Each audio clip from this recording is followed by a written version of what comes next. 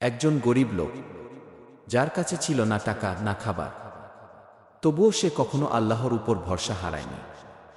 কিন্তু একদিন এমন কিছু ঘটল যা দেখে পুরো গ্রামের মানুষ অবাক হয়ে গেল।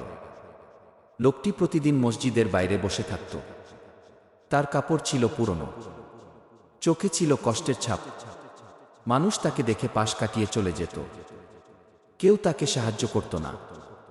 কিন্তু সে কখনো অভিযোগ করত না, শুধু বলতো, আল্লাহ আছেন, তিনিই যথেষ্ট। প্রতিদিন সে 5 ওয়াক্ত নামাজ পড়ত। নামাজ শেষে হাত তুলে দোয়া করত, হে আল্লাহ, আমি আপনার উপর ভরসা করি। কিন্তু তার কাছে খাবার না থাকলেও তার ঈমান ছিল শক্ত। মানুষ তাকে নিয়ে হাসাহাসি করত, কিন্তু সে শুধু হাসত, কারণ সে জানত আল্লাহ সব দেখছেন। একদিন একজন ধনী লোক সেই মসজিদে এলো।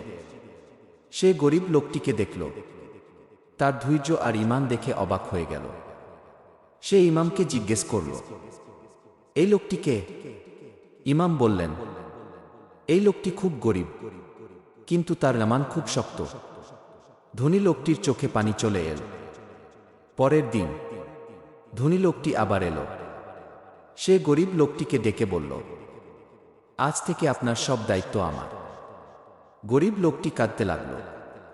সে আকাশের দিকে তাকিয়ে বলল, হে আল্লাহ, আমি জানতাম আপনি আমাকে ভুলবেন না।